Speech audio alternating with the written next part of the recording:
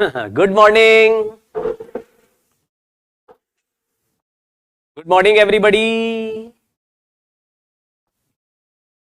क्या बात है, आप सभी का स्वागत है।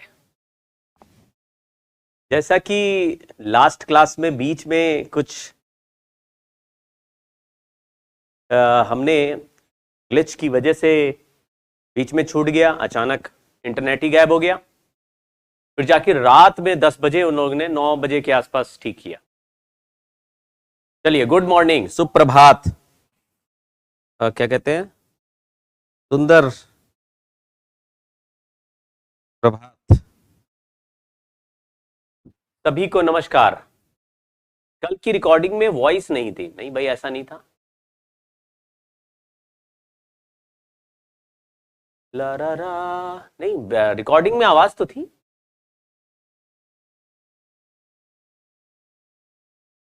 ठीक है, तो बहुत बढ़िया जीत। इसका मतलब आपने लेक्चर ढंग से देखा। सार्थक कह रहे हैं टेक माई नेम। वाई भाई, ऐसा क्या हुआ? कल वीडियो लेट आया क्योंकि मैंने आपको बताया ना, इंटरनेट ही नहीं था। अब वो वीडियो भेजूंगा कैसे? मैंने अपने लैपटॉप में रिकॉर्ड करके रख लिया, लेकिन कोई इंटरनेट ही नहीं है। और वो जो 4G है वो इतना सड़ा हुआ चल रहा था कि वो 1 घंटे में 1%, 2% प्रोसेस कर रहा था। और फिर धीरे धीरे वो हुआ। फिर मैं दूसरे, मतलब I took this laptop to my office, और फिर मैंने वहां से सिंक किया क्योंकि शाम को मेरी क्लासेस थी उसमें भिलाई में। तब मैंने वहां से इसको अपलोड किया। वहां पर भी ऐसे ही मरा हुआ सा इंटरनेट चल रहा था, लेकिन चल गया था। तारारा, कल की रिकॉर्डिंग में साउंड का इशू था। ऐसा हो सकता है क्योंकि पता नहीं क्या अलग अलग डिवाइस होती है, क्या होता है, कभी कभी ऐसा हो जाता है। साउंड का इशू इसलिए भी था क्योंकि वो जो वीडियो बना था वो और 4 GB का बना था। उसको भी हमने, हाँ, एक बार और बैटरी की बात करते हैं। थोड़ी सी बैटरी का थोड़ा मामला समझना, मतलब आप अपने मन में ना कहानी बनाओ। एक कहानी क्या है? कहानी ये है कि कोई भी बैटरी में ये जो इलेक्ट्रोड है, यहां पे जैसे एक पॉजिटिव इलेक्ट्रोड है तो वो पॉजिटिव होता नहीं है, उस पे पॉजिटिव चार्ज आके चिपकता है। अब ये पॉजिटिव चार्ज क्यों चिपकेगा? क्योंकि इस पॉजिटिव आयन का एक केमिकल रिएक्शन होगा। ऐसे ही यहां जो नेगेटिव इलेक्ट्रोड है वो नेगेटिव होता नहीं है, वो होता न्यूट्रल है। लेकिन उसको जैसे ही सॉल्यूशन में डालते हैं, उसका नेगेटिव आयन, सॉल्यूशन के जो नेगेटिव आयंस है वो इस नेगेटिव इलेक्ट्रोड पे चिपक जाते हैं। अब जो चिपक गए उन्होंने अपना चार्ज इसको दे दिया, केमिकल रिएक्शन कर दिया। अब केमिकल रिएक्शन होते ही यहां पे कुछ एनर्जी लिबरेट हुई, तो पर यूनिट चार्ज जितनी केमिकल एनर्जी लिबरेट हुई वही ईएमएफ है। और क्योंकि केमिकल रिएक्शन फिक्स है इसलिए ईएमएफ भी फिक्स है। तो आपने कहा किसी से कि हमें बैटरी खरीद के दे दो, तो उसने कहा कि बैटरी के साथ तुमको ईएमएफ मिलेगा और इंटरनल रेजिस्टेंस मिलेगा। तो तुमने कहा भाई मुझे 5 वोल्ट की बैटरी दे दो, तो उसने बोला 5 वोल्ट का ईएमएफ की बैटरी दूंगा। ईएमएफ फिक्स है, यानी एक बार चार्ज पूरा राउंड मारेगा तो उसको यूनिट चार्ज पर 5 जूल की एनर्जी लिबरेट होगी या 5 वोल्ट की एनर्जी लिबरेट होगी अगर 1 कूलम चार्ज है तो 1 कूलम, मतलब 1 कूलम चार्ज अगर पूरा राउंड मार के वापस इलेक्ट्रोड पे वापस आएगा, पूरा राउंड सर्कल मार के, तो उसको जो मिलेगा एनर्जी बैटरी की वजह से वो ईएमएफ, वो फिक्स है। लेकिन वो एनर्जी 2 तरीके से बन सकती है या लॉस हो सकती है। एक, इलेक्ट्रोड्स के बीच में जो अंदर वाला सर्किट है, यानी अंदर सॉल्यूशन से पास होने वाला, वहां पर एक रेजिस्टेंस है, तो थोड़ी एनर्जी यहां पर लॉस होगी और थोड़ी एनर्जी बाहर में लॉस होगी। जो बाहर में लॉस होगी उसको हम टर्मिनल पोटेंशियल डिफरेंस बोल रहे हैं, और जो अंदर लॉस होगी वो इंटरनल रेजिस्टेंस के करस्पॉन्डिंग लॉस है, उसको इंटरनल पोटेंशियल डिफरेंस नहीं बोल रहे। लेकिन टर्मिनल पोटेंशियल डिफरेंस वो चीज है जिससे हमें बाहर सर्किट मिलेगा। मान लीजिए मुझे अपने घर का एक बल्ब चमकाना है, तो मैं उसको टर्मिनल्स के अक्रॉस लगाऊंगा, इंटरनल रेजिस्टेंस तो हटा नहीं लूंगा, ना ही अंदर घुसा दूंगा बल्ब को यहां टर्मिनल के अक्रॉस लगाऊंगा, तो ईएमएफ में से जो बाहर मिलेगा वो टर्मिनल पोटेंशियल डिफरेंस है, और जो अंदर खर्च हो गया वो ईएमएफ है। ठीक है,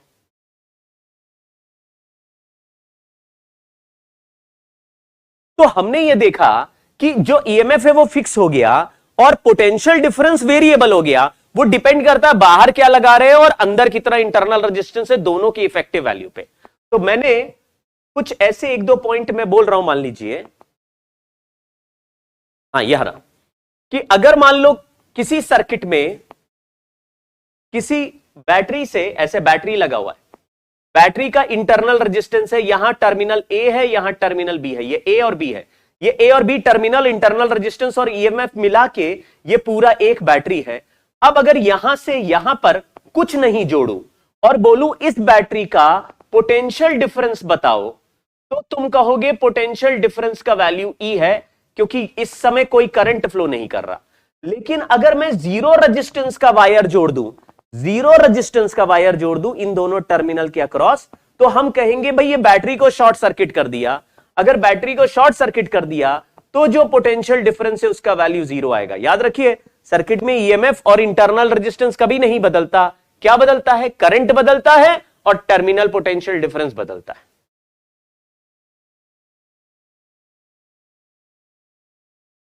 ठीक है, तो इस तरीके से हमने कुछ बातें सीख ली हैं। अब जैसे जैसे सर्किट हमें मिलता जाएगा वैसे वैसे हम क्वेश्चंस करते जाएंगे। लेकिन मैं एक सिंपल बात आपको पूछ रहा हूं, एक बार मैंने जब ये चैप्टर शुरुआत में पढ़ा था और मुझे इतनी नॉलेज नहीं थी कि ईएमएफ क्या है और पोटेंशियल डिफरेंस क्या है, तो मैं बैटरी के वोल्टेज को ही, मतलब जो ईएमएफ दिया उसको ही पोटेंशियल डिफरेंस मानता था।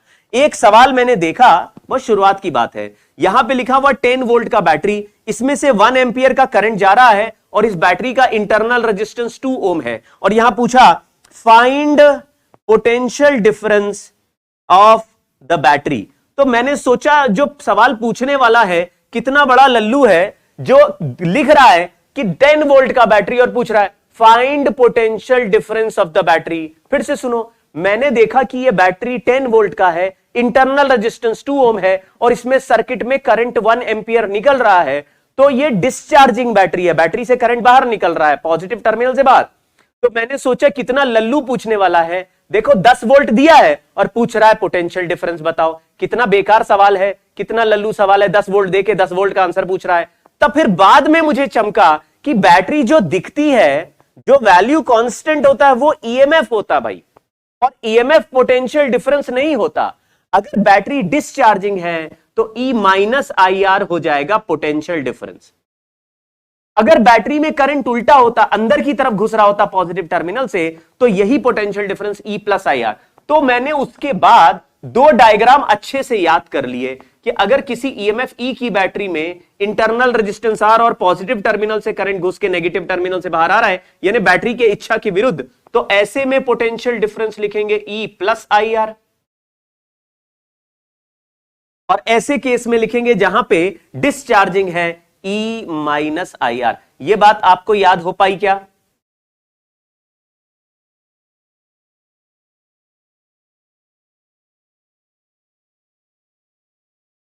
आयुष सिंह कह रहे हैं कि जीरो रेजिस्टेंस का वायर कुछ नहीं होता तो कभी शॉर्ट सर्किट नहीं हो सकता। बिल्कुल सही कह रहे हो आयुष सिंह कि जीरो रेजिस्टेंस का वायर नहीं होता, मतलब ये तो सही नहीं कह रहे हो आयुष सिंह कि जीरो रेजिस्टेंस का वायर नहीं होता। हम उनको सुपर कंडक्टर बोलते हैं जहां पे रेजिस्टेंस नहीं होता। लेकिन हमको ये चिंता करने की जरूरत नहीं है अगर नॉर्मल लाइफ के रेजिस्टेंसेस से हमारा जो गिवन रेजिस्टेंस है वो बहुत बहुत बहुत छोटा हो गया तो ऑलमोस्ट शॉर्ट सर्किट हो गया। भाई हम लोगों को ये थोड़ी ना डिस्कस करना है कि सर रेजिस्टेंस जीरो कब होगा।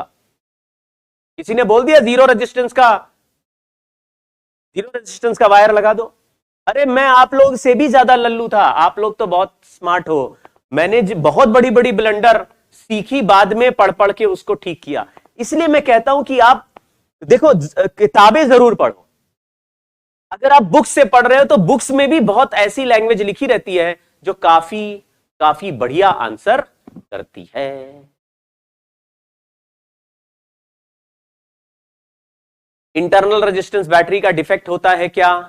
हम इंटरनल रेजिस्टेंस को रिमूव कर सकते हैं ना? हम इंटरनल रेजिस्टेंस को रिमूव कर सकते हैं, हम कम ज्यादा कर सकते हैं, लेकिन हम लोग उसमें दिमाग अभी नहीं लगा रहे कि इंटरनल रेजिस्टेंस कैसे कम करें, कैसे बिना इंटरनल रेजिस्टेंस की बैटरी बनाएं, वो सब छोड़ो ना। चलिए, तो बेसिक पिक्चर याद रखना, हम जब बैटरी खरीदते हैं तो हमको मिलता है ईएमएफ और मिलता है इंटरनल रेजिस्टेंस। लेकिन जो बाहर, जैसे मान लीजिए किसी ने बोला तुम्हारे घर में, तुम्हारे पापा ने बोला बेटा चाय बना दो, तुमने कहा चाय के लिए गैस नहीं है, उन्होंने बोला हीटर में बना दो, तुमने बोला बिजली नहीं आ रही है, उन्होंने बोला हीटर को जरा कनेक्ट कर दो बैटरी से, तो तुमने कहा हाँ ये बैटरी बहुत बढ़िया लग रही है, 220 वोल्ट की बैटरी मेरे घर में या 50 वोल्ट की बैटरी मेरे घर में, उसको मैंने हीटर से कनेक्ट कर दिया और चाय बनाने लगे। तो चाय का जो हीटर चमक रहा है, उसमें जो चाय बन रही है वो चाय एक्सटर्नल पोटेंशियल डिफरेंस यानी टर्मिनल पोटेंशियल डिफरेंस से बन रही है। अगर 50 वोल्ट का बैटरी है तुम्हारा और उसमें से 10 वोल्ट अंदर खर्च होता जा रहा है यानी इंटरनल रेजिस्टेंस के अगेंस्ट, और बाहर 40 वोल्ट हो रहा है, तो तुम्हारे चाय बनाने में जो तुम्हें एनर्जी मिल रही है वो केवल 40 वोल्ट की मिल रही है। तो तुम यार एक्सपेक्ट करोगे 50 वोल्ट की बैटरी लगाई है और चाय बनने में तो बहुत टाइम लग रहा है। इसका मीनिंग ये हुआ कि तुमको अंदर थोड़ा सा खर्चा हो गया, बाहर के लिए कम बचा है। तो सर ऐसे कब होगा कि हमको मैक्सिमम बाहर मिले? वो भी अभी पढ़ते हैं, पहले बैटरी के कॉम्बिनेशन पढ़ लेते हैं, जल्दी जल्दी करेंगे, बहुत मामला सिंपल है।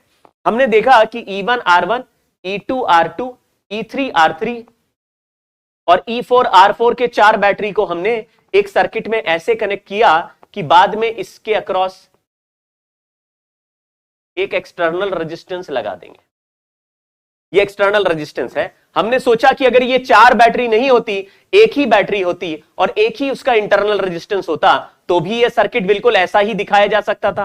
मैंने कहा हाँ बिल्कुल ठीक है, ये 4 बैटरी मिला के एक बैटरी बना दी और 4 रेजिस्टेंस मिला के एक रेजिस्टेंस।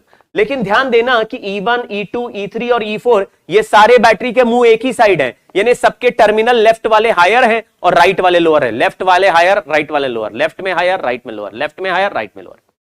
तो सारे के सारे एक जैसे ओरिएंटेशन में कनेक्टेड बैटरीज दिख रहे हैं, तो इसमें ई इफेक्टिव का वैल्यू जैसे रेजिस्टेंस ऐड करते हो वैसे ऐड कर देना, और आर इफेक्टिव का value R1 plus R2 plus R3 कर देना।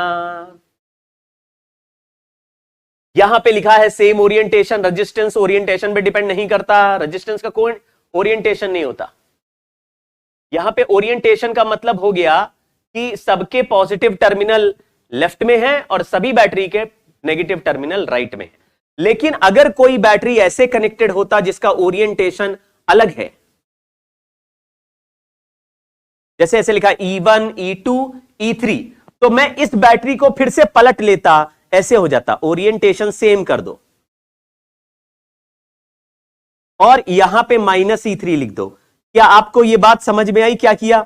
E1 E1 ही है, E2 E2 ही है, लेकिन E3 का साइंस हमने पलट दिया और टर्मिनल भी पलट दिया। अब ये बैटरी को पलट के ऐसे बना दिया और E3 की जगह -E3 कर दिया। तो बताइए आंसर सेम ओरिएंटेशन पे ऐड करते हैं तो यहां पे आंसर हो जाएगा E1 plus E2 plus -E3। तो क्या आपको ऐसा लग रहा है कि जिसका ओरिएंटेशन अपोजिट होता है उसका वैल्यू अपोजिट साइन के साथ ऐड हो जाता है?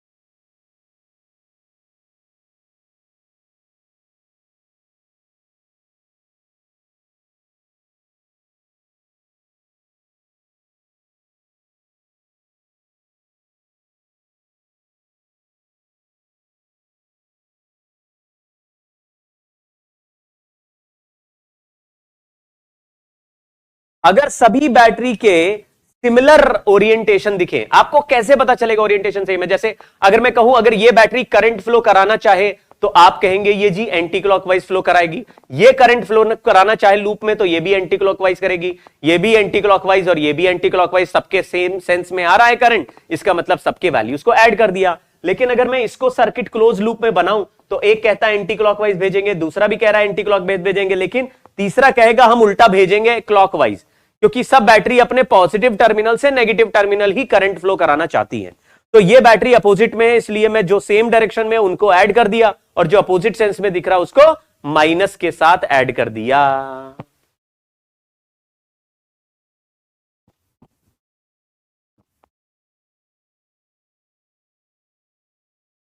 लेकिन रेजिस्टेंस को कोई फर्क नहीं पड़ता, क्योंकि रेजिस्टेंस में कोई पॉजिटिव और नेगेटिव टर्मिनल नहीं होता। रेजिस्टेंस एक वायर है, वायर को चाहे लेफ्ट से राइट करंट भेजो, लेफ्ट राइट से लेफ्ट करंट भेजो, वायर को सेम पोटेंशियल डिफरेंस ही होता है, उसको कोई फर्क नहीं पड़ता। रेजिस्टेंस चाहे इंटरनल रेजिस्टेंस हो, लेफ्ट में करंट जाएगा तो भी उसमें पावर मतलब पावर लॉस करेगा, राइट में जाएगा तो भी लॉस करेगा। करंट को रेजिस्टेंस दोनों साइड से फ्लो होने के लिए रोकता है, इसलिए रेजिस्टेंस का कोई साइन नहीं होता, उसको ऐड करना ही होता है।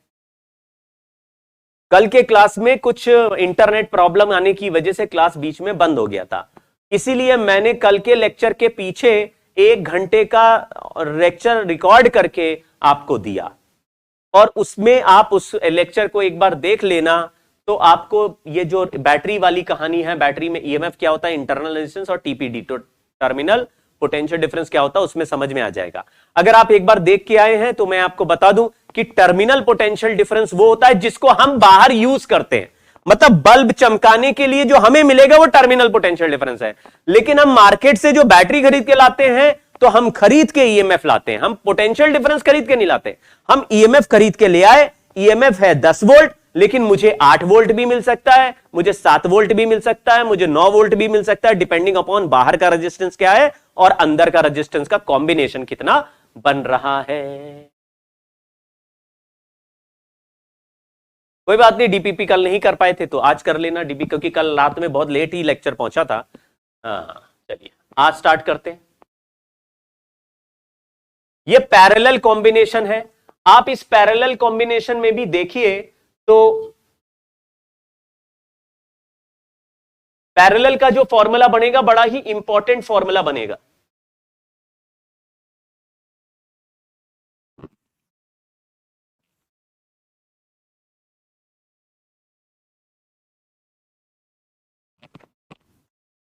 पैरेलल कॉम्बिनेशन, एक मिनट है, मैं जरा अपना पैरेलल कॉम्बिनेशन में तीनों बैटरी मिलके ई इफेक्टिव की बैटरी और तीनों रेजिस्टेंस मिलके आर इफेक्टिव का एक रेजिस्टेंस बन सकते हैं।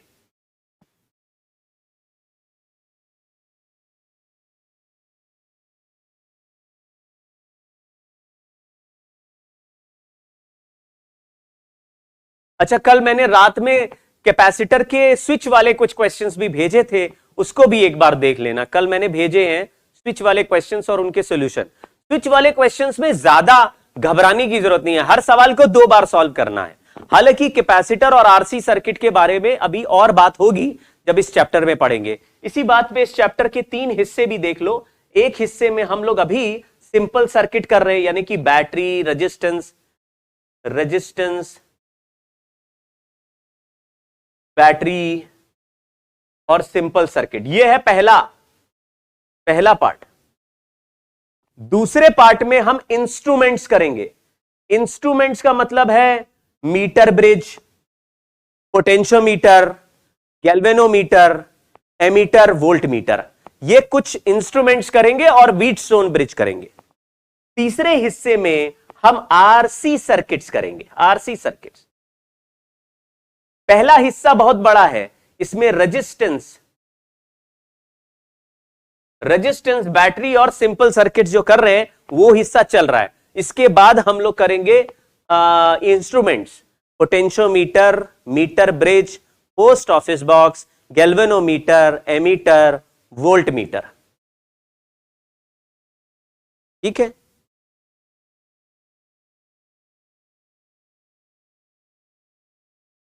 और फिर आरसी सर्किट, बाद में आरसी सर्किट। तो जो स्विच वाले कुछ सवाल हैं उनको हम आरसी सर्किट में उसका फिर से यूज करेंगे। एलसीआर सर्किट अभी नहीं करेंगे क्योंकि इंडक्टर तो हमने पढ़ा ही नहीं रहे लल्ला।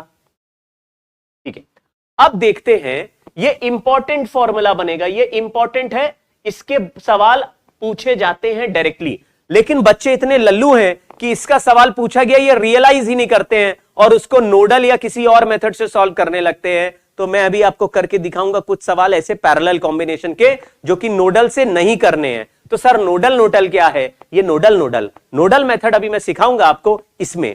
और अभी जो कल मैं मैसेज पढ़ रहा था तो कई बच्चों ने बोला सर सर्किट सॉल्विंग के क्वेश्चन हो ही नहीं रहे। मेरा सवाल यह है कि अभी सर्किट सॉल्विंग हमने स्टार्ट ही नहीं की है, तो तुम क्यों कर रहे हो सर्किट सॉल्विंग? अभी मैं कम से कम 10 मेथड आपको सिखाऊंगा सर्किट सॉल्विंग के, एक एक सवाल हो जाएगा। इस चैप्टर में बहुत सारे क्वेश्चंस करेंगे हम, अभी देखते जाइए ना, आप पागल हो जाएंगे, परेशान हो जाएंगे, इतना सर्किट में आपको दिखा दूंगा और आपसे सारे सवाल होने लगेंगे। ठीक है, तो क्या लिखा हमने? ई इफेक्टिव का फॉर्मूला लिखा E1 बाई R1। बच्चों डायरेक्ट फॉर्मूला याद करना है, E2 by R2 plus E3 by R3 upon 1 by R1 plus 1 by R2 plus 1 by R3। इसको याद करना है।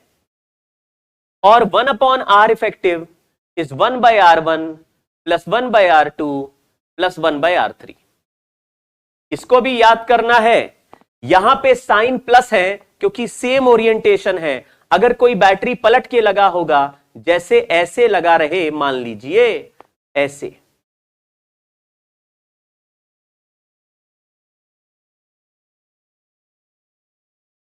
उल्टा लग जाए बैटरी और बोला ए और बी के अक्रॉस बताओ इफेक्टिव रेजिस्टेंस, इफेक्टिव ईएमएफ क्या है, तो हम इस बैटरी को ही पलट के अपने हिसाब से, जैसे जो बैटरी बड़ा है उसके हिसाब से सॉल्व कर सकते हैं। जैसे E1 बाई R1 का वैल्यू बड़ा है और E2 बाई R2 का वैल्यू छोटा है, तो इसको माइनस E2 बाई R2 ऐसे लिख सकते हैं। और फिर हम लोग ऐसे बोल सकते हैं कि भाई अब दोनों सेम सेंस में आ गए, लेकिन आंसर हो जाएगा E1 by R1 minus E2 by R2। जिसका वैल्यू बड़ा है उसको सेम रखना और जो छोटा वाला उसका वैल्यू पलट देना, divided by 1 by R1 plus 1 by R2। Resistance में कोई साइन या टर्मिनल नहीं होते, इसलिए अपोजिट पोलैरिटी लगाने से भी रेजिस्टेंस के आंसर में या डिनोमिनेटर में कोई फर्क नहीं पड़ेगा।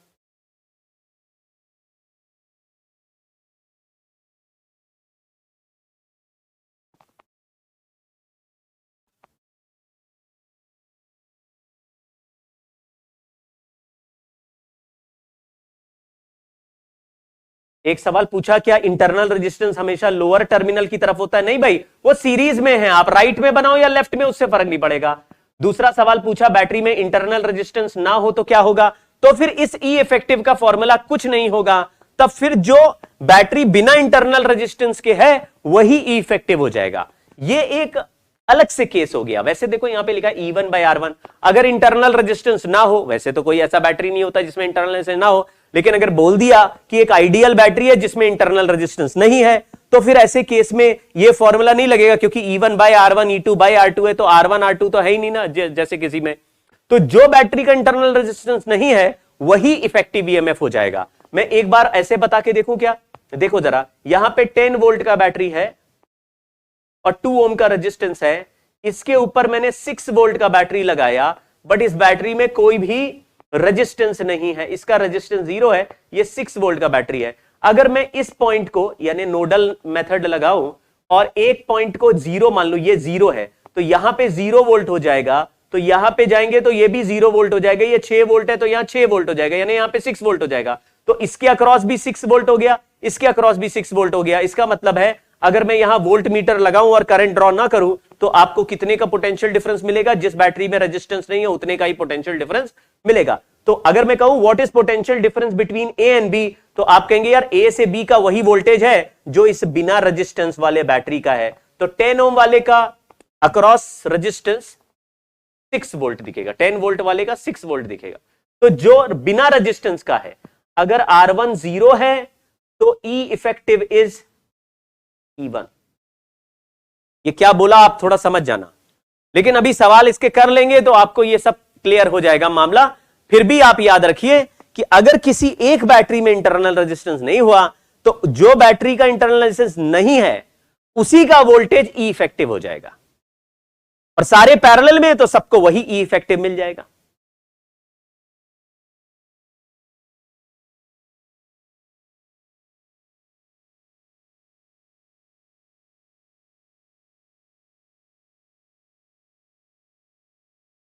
ठीक है,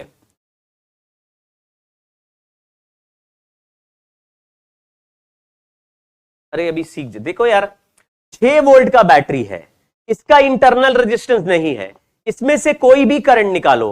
अभी अभी फॉर्मूला, आप लोग कुछ फॉर्मूला सीखते हो कि केवल पढ़ते हो? जो मैं पढ़ा रहा हूं वो केवल देखते जाते हो कि कुछ सीखते भी हो? जैसे पोटेंशियल डिफरेंस का वैल्यू अभी अभी मैंने बताया सर या तो E माइनस आई आर होता है या E प्लस आई आर होता है। अगर मैंने बोला भाई इसमें R 0 कर दो तो आप बोलेंगे यार फिर तो चार्जिंग हो या डिस्चार्जिंग, पोटेंशियल डिफरेंस का वैल्यू तो 6 वोल्ट ही रहेगा, यानी यहां से यहां तक इफेक्टिव वोल्टेज कितना आ गया 6 वोल्ट। तो 10 वोल्ट की बैटरी का भी वोल्टेज कितना है 6 वोल्ट। हाँ तो उसमें से करंट निकलेगा ना, E माइनस आई आर का वैल्यू 6 वोल्ट। तो व्हाट इज ए से बी के बीच में कितना पोटेंशियल डिफरेंस दिख रहा है, आप बोलेंगे यहां से देखो तो 6 वोल्ट दिख रहा है, इसका मतलब यहां से भी 6 वोल्ट ही है।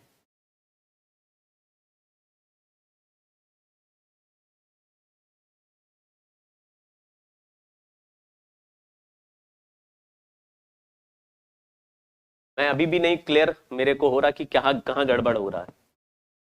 अगर मैंने एक बैटरी बनाई 10 वोल्ट की 2 ओम की, उसके साथ एक बैटरी लगाई 6 वोल्ट की 0 रेजिस्टेंस की, और मैंने कहा अब बताओ ए और बी के बीच में कितना पोटेंशियल डिफरेंस है, तो आप ए से बी जाइए, कितना पोटेंशियल डिफरेंस दिख रहा है भाई 6 वोल्ट। लेकिन कोई ऐसा भी तो लल्लू हो सकता है हमारे बीच में जो ये बोले सर यहां पे अगर मैं 0 लिख दूं और ऐसे चल के जाऊं तो 6 वोल्ट लिखना पड़ेगा, यानी ए से बी का पोटेंशियल डिफरेंस 6 वोल्ट है, यानी ए से बी का इफेक्टिव ईएमएफ 6 वोल्ट आ गया।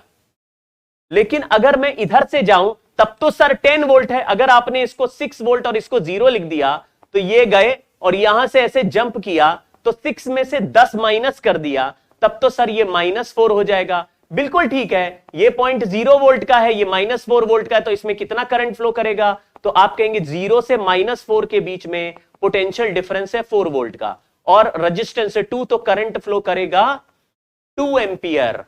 या फिर इसको अलग से देखो, हमने बोला इस पूरे ए से बी के बीच में जो इफेक्टिव बैटरी बनेगा वो वही बैटरी है जिसका रेजिस्टेंस 0 है। अगर किसी का रेजिस्टेंस 0 है तो वोल्टेज का वैल्यू उतना ही लिख दो जितना बैटरी बिना रेजिस्टेंस वाला, ठीक है।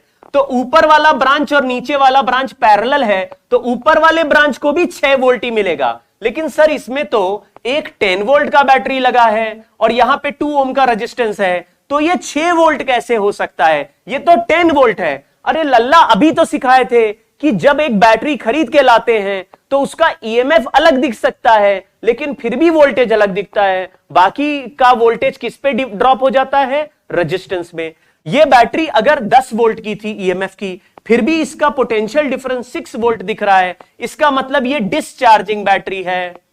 और डिस्चार्जिंग बैटरी में से अगर करंट आई फ्लो करता है तो पोटेंशियल डिफरेंस का value E minus I are हो जाता है। अब इस सवाल में करंट आई का वैल्यू बता सकते हैं क्या, आप बोलो हाँ जी, 6 वोल्ट का पोटेंशियल डिफरेंस है और ईएमएफ 10 वोल्ट का है, माइनस आई इंटू आर कर दिया, इसका मतलब है इस बैटरी में 2 एंपियर का करंट फ्लो हो रहा होगा।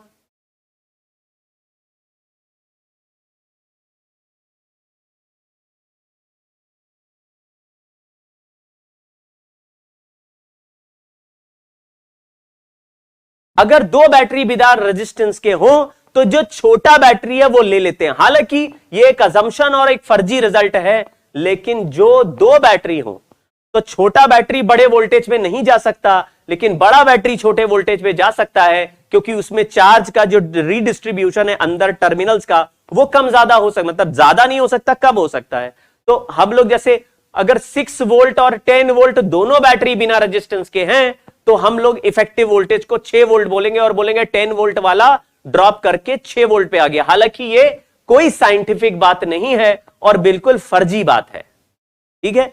फिर भी आप कह सकते हैं कि जो बैटरी छोटी है दोनों का इफेक्टिव वैल्यू छोटे बैटरी के बराबर होता है। यह हो सकता है आपको नीट टाइप के किसी फर्जी टेस्ट में इस तरह का क्वेश्चन दिखे, लेकिन बिंदास रहना, जेईई मेंस और एडवांस में यह सवाल कभी नहीं दिखेगा कि 2 बैटरीज बिना रेजिस्टेंस की हो, ठीक है। लेकिन अगर हो तो छोटा बैटरी लिख देना। मैं इसलिए इन रिजल्ट को लिखा नहीं रहा हूं क्योंकि एकदम फर्जी रिजल्ट है, इसमें लिखने से हम और फंसते चले जाएंगे, हमारा कॉन्सेप्ट बिगड़ जाएगा। चलिए एक सवाल करते हैं, ये सवाल भी प्रीवियस ईयर का सवाल मुझे लग रहा है, या इस तरह का सवाल आया है किसी बुक में, देखा मैंने। In the circuit shown the potential difference between A and B is. अब देखो ए पॉइंट ये रहा और बी पॉइंट ये रहा, इसके 3 रास्ते में 3 बैटरी हैं। अब आप सोचो कि क्या ये तीनों बैटरी को हम अगर ऐसे चिपका दे तो एक बैटरी बन सकता है? आपने कहा बिल्कुल बन सकता है। तो एक रेजिस्टेंस ए से डी मिलेगा, ए और डी पे। फिर ये तीनों रास्ते मिलके एक इफेक्टिव आर बनेगा, एक इफेक्टिव ई बनेगा, और फिर यहां पे सी बनेगा। सी के बाद एक रेजिस्टेंस 10 ओम का और होगा, यहां बी बनेगा। तो ये 5 ओम का हो गया, ये 10 ओम का हो गया, और सी और डी के बीच में हमने एक बैटरी बना ली जो तीनों ब्रांच को मिला के। अगर तीन ब्रांच मिला के अगर बैटरी बना ले, अब तुम लोग यार पूछने के लिए फर्जी सवाल ना पूछो, पूछने के लिए नकली नकली सवाल ना पूछो, ठीक है। अब ये जो तीन पैरेलल ब्रांच है, इसको मिला के मैं एक ब्रांच बना लूं तो ऐसा है। लेकिन क्या इसके साथ कोई क्लोज्ड ब्रांच है? आप बोलेंगे नहीं, ये तो ओपन सर्किट है। अगर ओपन सर्किट है तो करंट इस लाइन में कितना होगा? आप बोलते हैं करंट 0 होगा। अगर करंट 0 होगा तो यहां से यहां तक पोटेंशियल डिफरेंस कितना होगा? आपका जवाब होगा पोटेंशियल डिफरेंस ई इफेक्टिव के बराबर होगा। यानी कि ये जो ई इफेक्टिव निकालेंगे यही हमारे पोटेंशियल डिफरेंस का आंसर आएगा। वैसे सवाल में पूछा है ए से बी के बीच में पोटेंशियल डिफरेंस बताओ, लेकिन मुझे पता है कि जब कुछ भी जोड़ा नहीं गया और इन तीनों को मिला के एक बना दिया तो पूरा एक रास्ता तो है। जैसे हमारे घर में एक बैटरी हो और उसको किसी बल्ब से ना जोड़ूं, तो बल्ब से नहीं जोड़ूंगा तो फ्री में करंट थोड़ी ना फेंकता रहेगा, और करंट नहीं होगा तो ये ओपन सर्किट है, और ओपन सर्किट है तो पोटेंशियल डिफरेंस का वैल्यू ई के बराबर है। तो मतलब हम अगर ई इफेक्टिव निकालने फॉर्मूला लगा के तो हमारा आंसर डायरेक्टली आ जाएगा। तो ई इफेक्टिव का फॉर्मूला था 1/1 plus 2/1 plus 3/1 upon 1 plus 1 plus 1। ये तीनों 1 1 1 है ना, 1 प्लस 1 प्लस 1। तो हमारा 1 प्लस 2 प्लस 3 यानी 6 हो गया, डिवाइडेड बाय 1 प्लस 1 प्लस 1 यानी 3 हो गया। तो 6/3 कर दिया, आंसर 2 वोल्ट आ गया। इसका मतलब है डी से सी के बीच में जो इफेक्टिव बैटरी है उसका आंसर 2 वोल्ट है। अब याद रखिएगा, अगर यहां से यहां तक 2 वोल्ट है तो ये तीनों पैरेलल ब्रांच का भी पोटेंशियल डिफरेंस डी से सी के बीच का 2 वोल्ट हो जाएगा।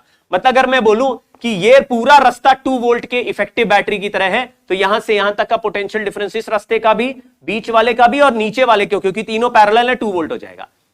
लेकिन किसी बच्चे के मन में यह आ सकता है सर 1 वोल्ट का बैटरी लगा है, आप मजाक कर रहे हैं, 1 वोल्ट का बैटरी लगा है और इसका वोल्टेज 2 वोल्ट हो गया। अभी तो आप सिखा रहे थे कि बैटरी 10 वोल्ट का लाते हैं हमें 8 वोल्ट मिलता है। अबे वो तो डिस्चार्जिंग बैटरी का, ये कैसी बैटरी रही होगी? देखो 3 वोल्ट के बैटरी से करंट निकल के 1 वोल्ट में घुस रहा होगा, तो 1 वोल्ट वाली चार्जिंग हो गई होगी, इसलिए 1 से बड़ा आंसर दिख रहा है। 3 वोल्ट वाले का आंसर भी 2 वोल्ट मिलेगा, 3 से छोटा मतलब ये डिस्चार्जिंग बैटरी है, और 2 वोल्ट वाले का 2 वोल्ट ही दिख रहा है, इसका मतलब ये ना तो चार्जिंग है ना डिस्चार्जिंग है, इसका मतलब ये ओपन सर्किट की तरह है। अगर कोई बोले कि इस सर्किट में इस ब्रांच का करंट बताओ, तो तुम बोलोगे यहां से करंट आई गया और वही करंट आई इसमें घुसता हुआ दिखेगा और बीच वाले रास्ते पे करंट 0 हो जाएगा। अगर हमको करंट का वैल्यू भी पूछ लिया गया तो हम कहेंगे देखो इसको डिस्चार्जिंग मान रहा हूं क्योंकि 3 से 2 आ रहा है ना आंसर, तो E minus I R equal to 2, I का वैल्यू 1 एंपियर, यानी यहां से करंट 1 एंपियर चला, ऐसे चलते चलते ऊपर वाले रास्ते में भी 1 एंपियर आया, तो ये E प्लस आई आर हो गया, E plus I R equal to 2 volt. देखो 2 वोल्ट से मैच कर रहा है, E प्लस आई आर, ये दोनों पूरा रास्ता ऐसे बन गया, और बीच वाले रास्ते में E और V और E और V और V और E सेम है, इसका मतलब इस ये ओपन ब्रांच की तरह काम करेगा, इसमें करंट 0 होगा। क्या ये बात समझ गए हो?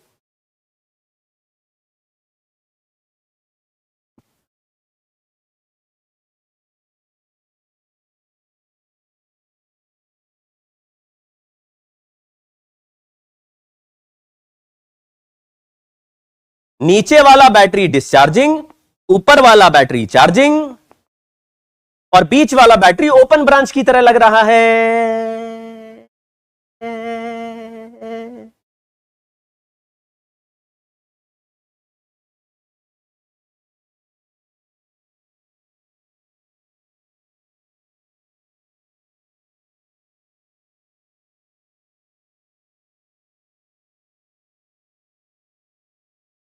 नोट कर लो भाई।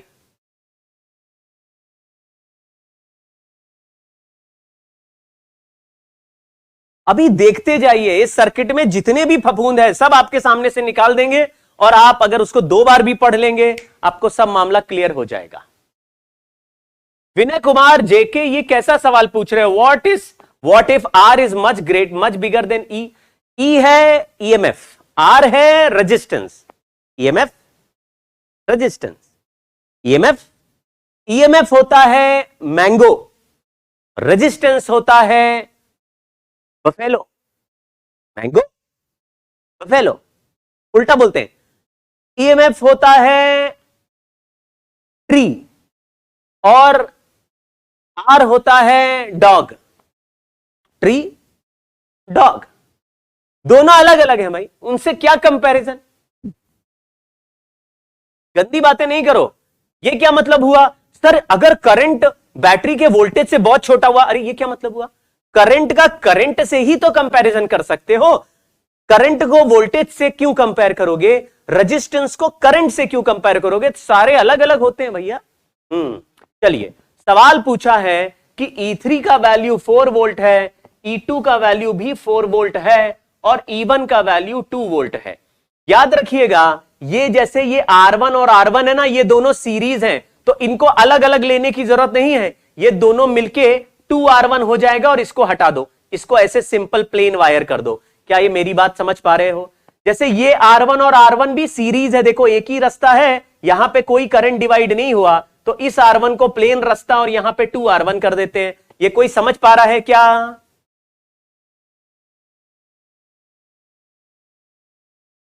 अरे भाई ये समझ पा रहे हो? ये R1 और R1 ऐसे जैसे रास्ता एक ही है ना, ये देखो पूरा एक रास्ता है, तो ये सीरीज हो गए। सीरीज में तो सीधा ऐड कर दो। तो अगर सीरीज में अलग अलग रेजिस्टेंस लगे हो, कभी अलग अलग सॉल्व नहीं करो, पहले उनको चिपका के ऐड करके एक बना लो, ठीक है? और बीच वाला तो रेजिस्टेंस R2 है। मैं वैल्यू भी लिख देता हूं। R1 का वैल्यू है शायद 1.0, R2 का वैल्यू 2.0 ऐसा है, तो यहां पे लिख दिया 2 और यहां भी हो गया 2 और ये भी हो गया 2, क्योंकि 2R1 है 2R1 है ऐसे।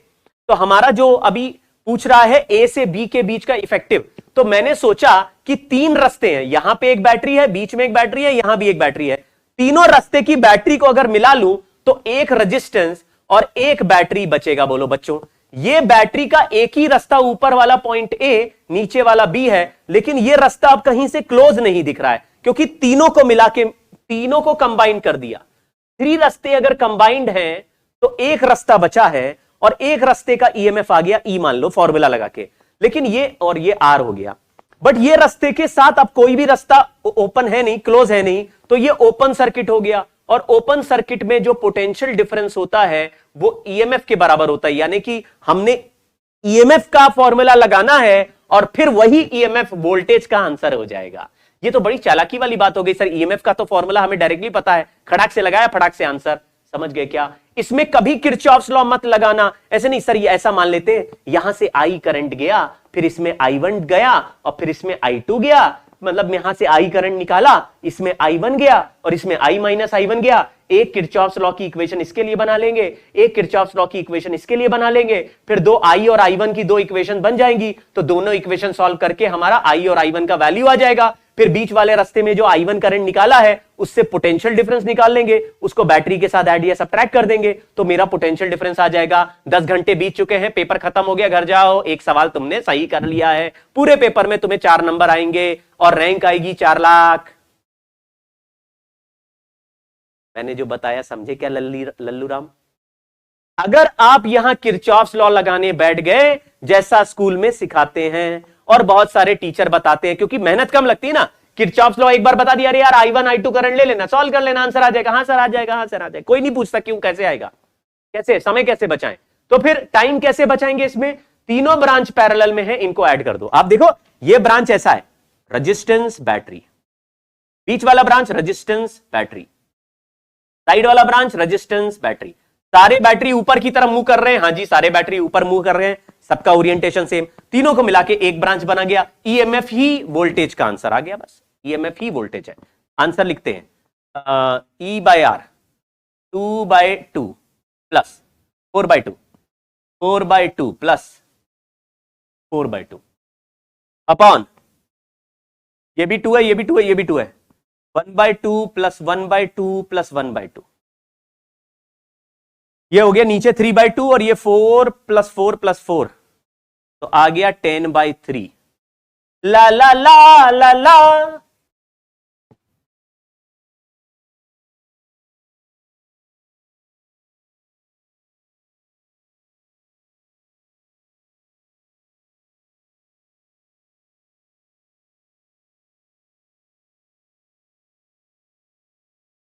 ओहो, देखो बच्चों, एक रेजिस्टेंस ये लगा है, बैटरी के बाद एक और ये लगा है, बीच में कोई जंक्शन ना हो, ये रेजिस्टेंस R1 हो, ये R2 हो, और ऐसे करंट आई जा रहा हो, तो यहां से करंट होता हुआ यहां पर भी आई ही जाएगा लल्ला। यहां पे जो भी करंट होगा वही करंट इस R1 में भी होगा, वही करंट इसमें। अगर करंट सेम होता है तो रेजिस्टेंस सीरीज में होते हैं, पहले मिला लो, आपको ये सब चिंता नहीं करनी है, ठीक है। सीरीज सिंपल होता है, उसको बैटरी से क्रॉस होने का कोई खतरा नहीं होता। जो रजिस्टर, समझ गए क्या? घर वालों को बोलो हमारा टीचर गायक है भाई। ये देखो, हमने बोला ऐसे। अब देखो तुम लोग कितने लल्लू टाइप की बातें मेरे सामने करने लगते हो, मुझे आता गुस्सा। यहां पे ये बैटरी है, मैंने बोला ये दोनों रेजिस्टेंस सीरीज में है कि नहीं, आपने बोला नहीं है। क्यों? क्योंकि सर देखो ना, बैटरी क्रॉस होके ये जैसे R1 फिर बैटरी फिर R आ रहा है, ये स्मॉल r और कैपिटल R के बीच में बैटरी आ गया, सीरीज का है। अबे तो इधर से चल के देखो ना, स्मॉल r और कैपिटल R देखो एक ही रास्ते में आ गए, अब तो सीरीज है। हाँ सर, इधर से जाएंगे तो सीरीज नहीं है, उधर से जाएंगे सीरीज है। वाह वाह वाह वाह वाह वाह वाह, क्या लॉजिक बताया। रास्ते में बैटरी आने से सीरीज नहीं बदलता, पैरेलल बदल सकता है, सीरीज नहीं बदलता। सीरीज में क्या सेम होता है? करंट सेम होता है, करंट सेम ही रहेगा।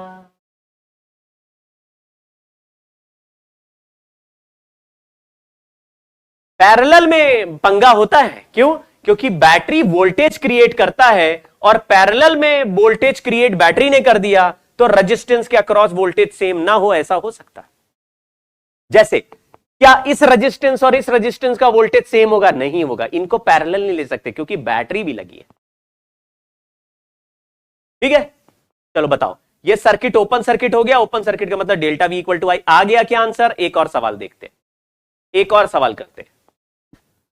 ला ला ला ला।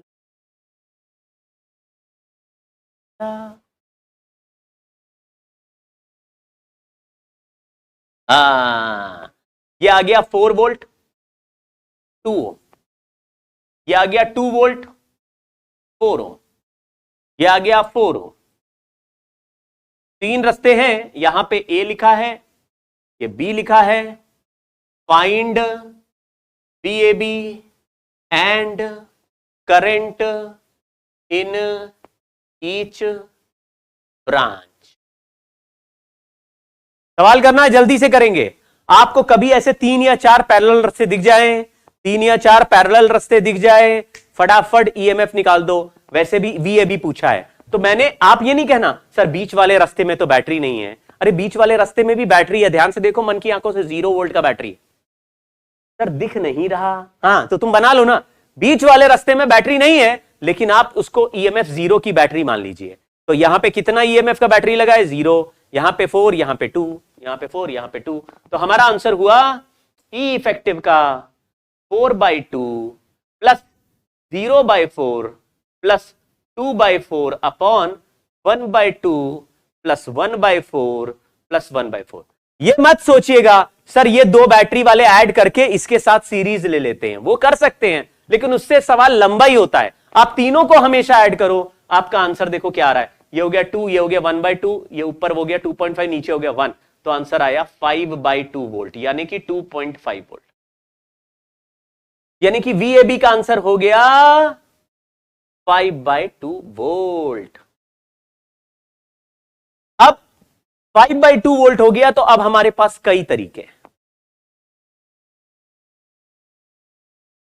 अबे 4 वोल्ट का बैटरी, 2 ओम का रेजिस्टेंस है, तो E/R को 4/2 लिखा।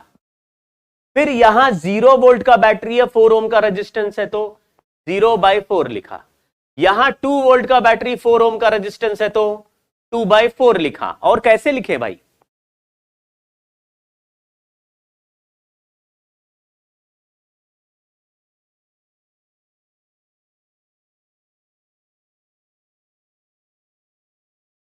ठीक है, 5/2 वोल्ट। अब एक बार हमारा VAB आ गया तो तीनों रास्ते का पोटेंशियल डिफरेंस 5/2 वोल्ट हो जाएगा। लेकिन अब देखो आपके मन में अपने आप आंसर आने लगेंगे। आप कहेंगे सर अगर ये 4 वोल्ट का बैटरी है लेकिन इसका पोटेंशियल डिफरेंस 2.5 वोल्ट आ रहा है, इसका मतलब ये डिस्चार्जिंग E-IR वाला बैटरी है। सर ये तो 2 वोल्ट का बैटरी है फिर भी इसका वोल्टेज 2.5 वोल्ट हो रहा है, इसका मतलब ये चार्जिंग वाला बैटरी है और इसमें करंट अंदर जा रहा होगा क्योंकि 2 से भी बड़ा वोल्टेज दिख रहा है। फॉर्मूला याद है? तुरंत ईएमएफ निकल आया। ईएमएफ निकल आया तो सबका वोल्टेज निकल आया। सबका वोल्टेज निकल आया तो खटाखट हमने ये पता लगा लिया, देखो डिस्चार्जिंग बैटरी हो गया, ये चार्जिंग बैटरी हो गया, तुरंत ही आंसर लिख सकते हैं, आपको आइडिया लग जाएगा। अगर आपको डायरेक्शन ऑफ करंट में भी गड़बड़ लग रहा है, कोई प्रॉब्लम लग रही है, तो आप जो मर्जी अपना करंट का डायरेक्शन मान लो। जैसे मैंने ऐसे माना इसमें करंट I1 है, इसमें करंट I2 है, इसमें करंट I3 है, ऐसे मान लिया। अब इसमें देखो करंट I1 है, ये डिस्चार्जिंग लग रहा है, तो 4 minus I1 into 2 equal to 2.5। तो I1 का आंसर आया 4 माइनस 2.5 अपॉन 2 यानी कि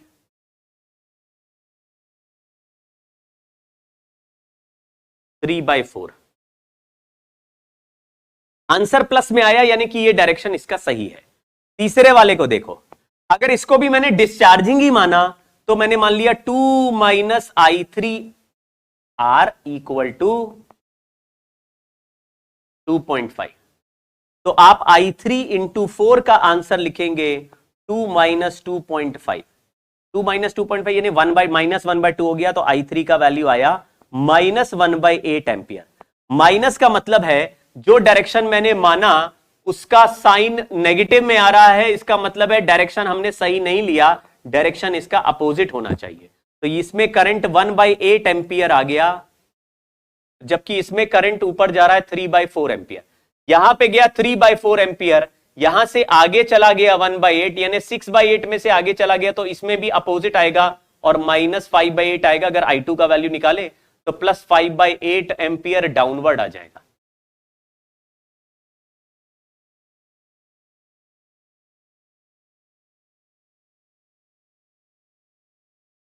आप इसमें अभी नोडल भी लगा सकते हैं। तो अगर आपको E-IR या E+IR करने का मन नहीं है, अरे सर बहुत टाइम लगा रहे हो आप, E+IR E-IR सीधा नोडल लगा देते हैं। हाँ, तो वोल्टेज आ गया। अब आप देखो मैं नोडल बताता हूं, हालांकि नोडल अभी बढ़ाया नहीं है, लेकिन आप नोडल का मतलब है वोल्टेज डिस्ट्रीब्यूट करना। देखो ध्यान से समझना और थोड़ा लॉजिक पकड़ना। यहां पे लिखा है 2 वोल्ट का बैटरी, यह लिखा है 4 वोल्ट का बैटरी। मैंने बोला कि इन दोनों पॉइंट के बीच में 2.5 वोल्ट का पोटेंशियल डिफरेंस है। इसका मतलब है ए और बी के बीच में पोटेंशियल डिफरेंस जो आया VAB वो 5/2 या 2.5 का आ गया।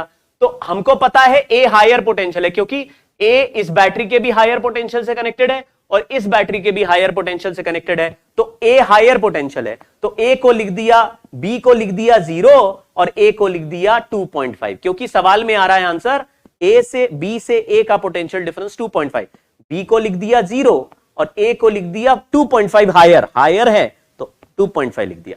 अब ये 2.5 सरकता हुआ यहां पहुंचा और ये पॉइंट भी 2.5 वोल्ट का हो गया। तो ये पॉइंट कितने वोल्ट का हो गया? तो 2.5 में से 4 वोल्ट डाउन जाओ तो ये 1.5 वोल्ट का हो गया और ये 0 वोल्ट का है। तो यहां से यहां तक कितना पोटेंशियल डिफरेंस आया? आपने बोला 0 और -1.5 के बीच का पोटेंशियल डिफरेंस 1.5 है और यहां का रेजिस्टेंस 2 ओम है। तो जो करंट फ्लो करेगा वो -1, मतलब ये करंट ऊपर की तरफ फ्लो करेगा क्योंकि 0 हायर है और माइनस वाला वोल्टेज लोअर है। तो पोटेंशियल डिफरेंस हो गया 1.5 और रेजिस्टेंस हो गया 2, करंट I1 आ गया ऊपर की तरफ। ऐसे ही यहां पे देखो ये 2.5 है और ये 0 है, तो इसमें करंट कितना फ्लो करेगा? आप कहेंगे नीचे की तरफ करेगा, हायर से लोअर। हायर से लोअर करंट फ्लो कराया, रेजिस्टेंस 4 ओम है तो 2.5 अपॉन 4 ओम नीचे की तरफ करंट हो गया। इसमें ये पॉइंट 2.5 का है, तो ये 2.5 से अगर डिक्रीज करोगे तो प्लस 0.5 आ जाएगा, और ये पॉइंट 0 है क्योंकि 0 वाला पॉइंट इधर कनेक्टेड है, 0 इधर कनेक्टेड है, तो ये सारे पॉइंट 0 वोल्ट के हैं। रेजिस्टेंस नहीं है तो कोई वोल्टेज ड्रॉप नहीं होगा। तो ये 0.5 है और ये 0 है, तो ये हायर है, मतलब इसमें भी करंट नीचे चलेगा 0.5 अपॉन 4। तो ये I3 करंट भी आ गया, I2 करंट भी आ गया, और I1 करंट भी आ जाएगा 1.5 अपॉन। शायद कोई समझा?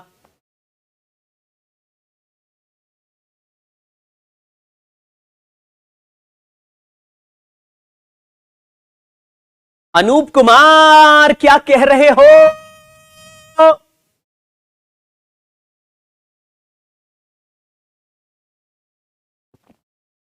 भाई दो चीजें हैं, या तो आप अपने मन से डिसाइड कर पाए कि कौन सा चार्जिंग है और कौन सा डिस्चार्जिंग है। तो चार्जिंग का फॉर्मूला अलग और डिस्चार्जिंग का फॉर्मूला अलग। मैं आपको क्या बोल रहा हूं, अगर आपने ये भी गलती से डिसाइड नहीं किया कि ये चार्जिंग है या डिस्चार्जिंग है, तो आप या मतलब कुछ मानोगे अपने आप।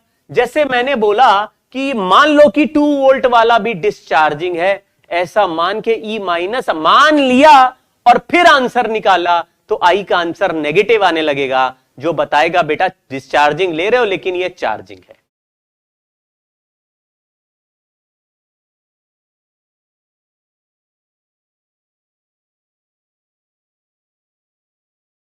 चलिए,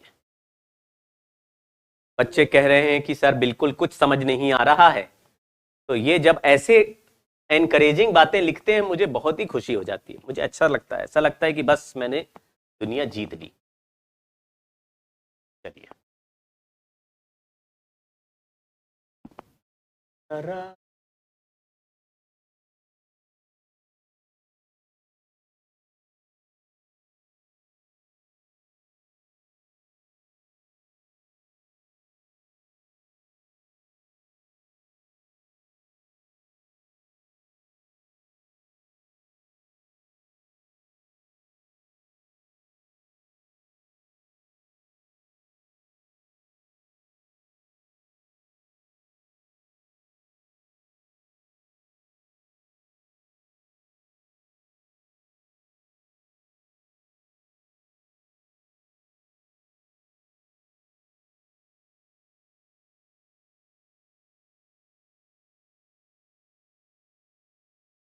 करो भाई ट्राई।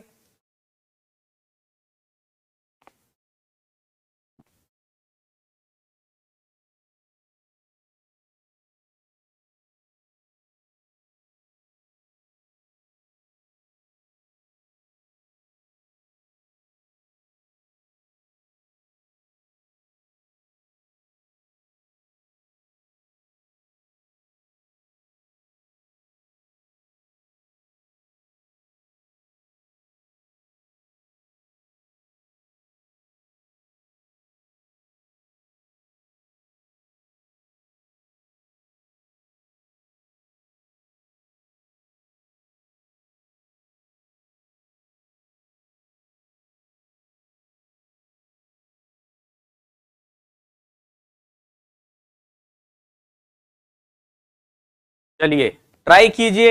एक बच्चे ने बोला सर क्वेश्चन देख के कम से कम 1 मिनट तो वेट करो, खुद ही देते खुद ही सॉल्व कर देते। हाँ, क्योंकि मुझे लगता है कि टाइम कम है क्लास का, जल्दी जल्दी ज्यादा क्वेश्चंस कर ले। लेकिन अब ये सवाल बार बार सेम आ रहे। मैंने बोला 3 रास्ते हैं, अब मेरे को देखो रुका नहीं जा रहा है।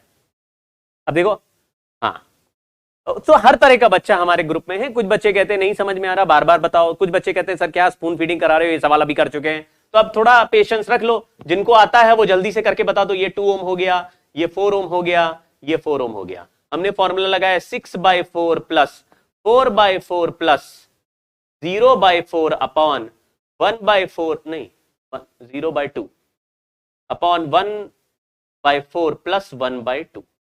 ये ईएमएफ कैलकुलेट कर दिया।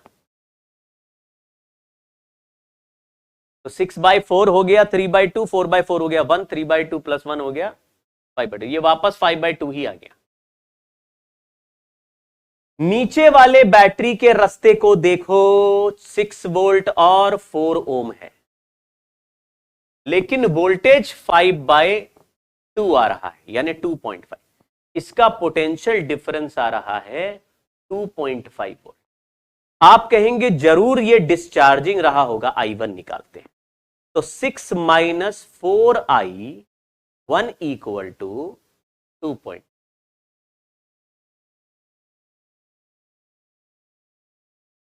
फिर I1 का वैल्यू निकाला 6 माइनस 2.5 अपॉन 4, ये आ गया 7/2, 7/8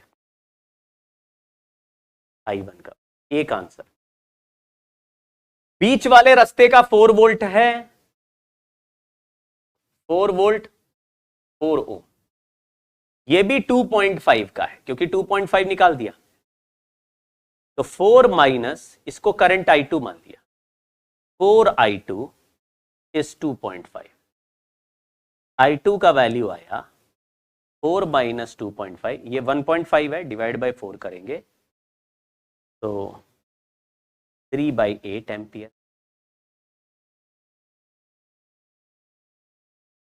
यहां से करंट निकला 7/8 एम्पियर, यहां से करंट निकला 3/8 एम्पियर। ये दोनों करंट मिलके यहां कितना बन जाएंगे? आप बोलोगे 3 + 7 10 होता है, तो 10/8 यानी 5/4 एम्पियर हो जाए। नहीं तो आप यहां से यहां तक का पोटेंशियल डिफरेंस 2.5 है या 5/2 है, और रेजिस्टेंस 2 है, डिवाइड कर दोगे आंसर।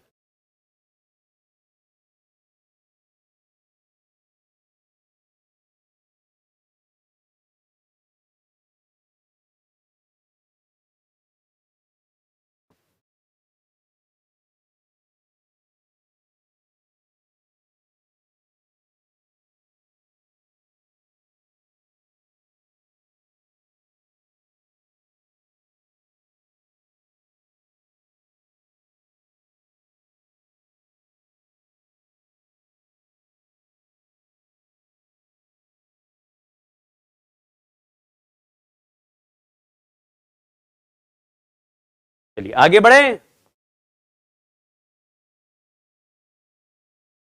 अब पावर का जल्दी जल्दी फॉर्मूले और देख लो। ये सब टाइम पास वाली चीजें हैं, बचपन से भी पढ़ी हैं अभी, लेकिन क्या दोबारा दोबारा कराने से दिमाग में क्लियर हो जाता है। 3 तरह से पावर के फॉर्मूले लिख रहे हैं। अगर कोई रेजिस्टेंस में करंट I फ्लो करेगा, रेजिस्टेंस R है, पावर इन रेजिस्टेंस R का आंसर लिखना I²R। अगर रेजिस्टेंस में पोटेंशियल डिफरेंस डेल्टा V लगा है और पावर पूछा है, तो पावर इन रेजिस्टेंस R का वैल्यू डेल्टा V का whole square by R, V²/R बोलते हैं, लेकिन वो डेल्टा V होता है, थोड़ा ध्यान रखना है। जूल हीटिंग यानी कि heat loss through resistance, heat in resistance का formula H equal to power into dt को इंटीग्रेशन करेंगे, यानी I²R dt को अगर इंटीग्रेट करोगे तो हीट बन जाएगा। इसको जूल हीटिंग बोलते हैं। आप इस फॉर्मूले को याद रख लेना। पावर अगर कांस्टेंट है तो आपको इंटीग्रेट करने की जरूरत नहीं।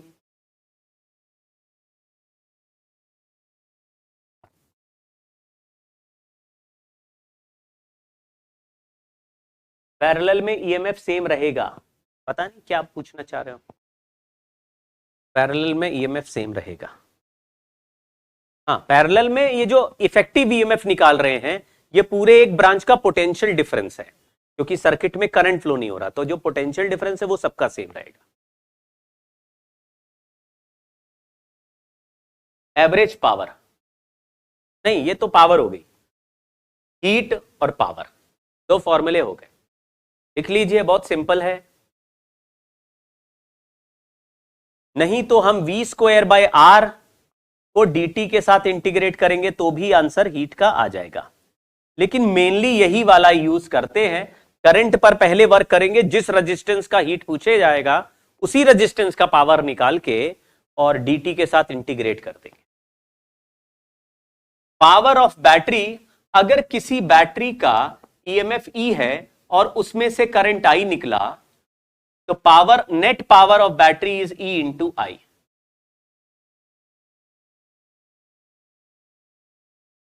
और ये बैटरी है, इसका इंटरनल रेजिस्टेंस ई है, इसमें से करंट फ्लो किया, नेट पावर है ई इंटू आई। अगर ये बैटरी से करंट फ्लो हो रहा है तो rate of heat generated in the battery is I square R. ये शायद कोई समझाओ। Rate of heat generated in the battery is internal resistance में जो हीट बनेगा, और इंटरनल रेजिस्टेंस का heat is I square into small R is current, जो रेजिस्टेंस इंटरनल रेजिस्टेंस है। तो बैटरी का एक रिजल्ट ये हो गया, दूसरा रिजल्ट ये हो गया, तीसरा रिजल्ट है पावर आउटपुट या पावर इन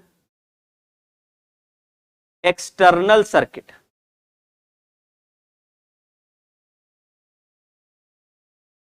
और वो है V इंटू आई।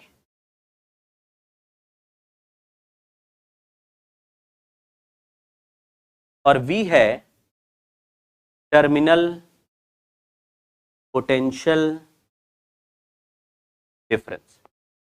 यानी बैटरी खुद कितना पावर बनाएगी EI में से बाहर कितना जाएगा VI, और अंदर कितना रह जाएगा आई स्क्वायर आर, अंदर में हीट बन जाएगी।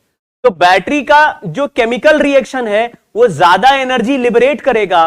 उस एनर्जी में से मान लीजिए 100 वॉट का एनर्जी लिबरेट कर रहा है टोटल बैटरी, जो केमिकल रिएक्शंस हो रहे हैं उससे 100 वॉट बन रही है एनर्जी। उस 100 वॉट में से अंदर 20 वॉट का गर्मी यानी हीट बन जा रहा, बैटरी गर्म हो जा रही 20 वॉट की, तो हमारा जो बाहर का बल्ब है वो 80 वॉट ही चमकेगा। क्या ये बात समझ गए?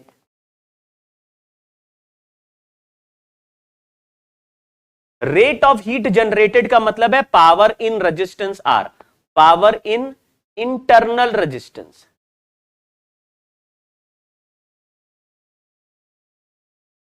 पावर इन इंटरनल रेजिस्टेंस, वही बोला rate of heat generate.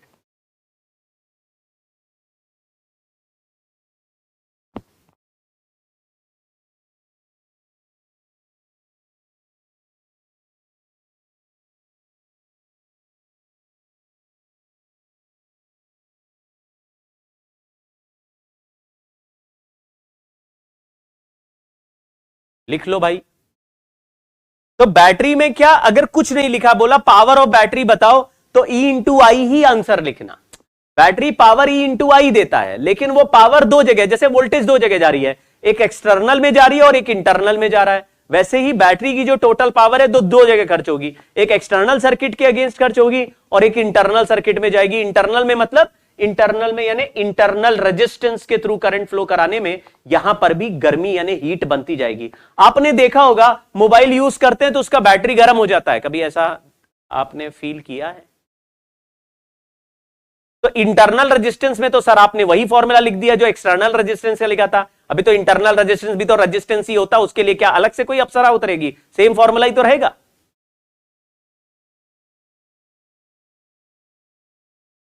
Net battery, ये नेट पावर है, नेट पावर, नेट टोटल। उस नेट पावर के दो हिस्से हैं, जो अंदर हीट बनाए वो और जो एक्सटर्नल सर्किट को दे वो। तो तुमने हीटर लगाया 200 वॉट का, तुम्हारा हीटर 200 वॉट पावर खा रहा है, तो बैटरी 200 वॉट नहीं बना रही है, बैटरी 200 से ज्यादा बना रही है, क्योंकि बैटरी में भी हीट बन रही है। अगर 20 वॉट की बैटरी में हीट बन रही है, बैटरी अंदर से गर्म हो रही है, तो बैटरी की टोटल एनर्जी लॉस 220 वॉट की है। थोड़ा दिमाग लगाओ यार।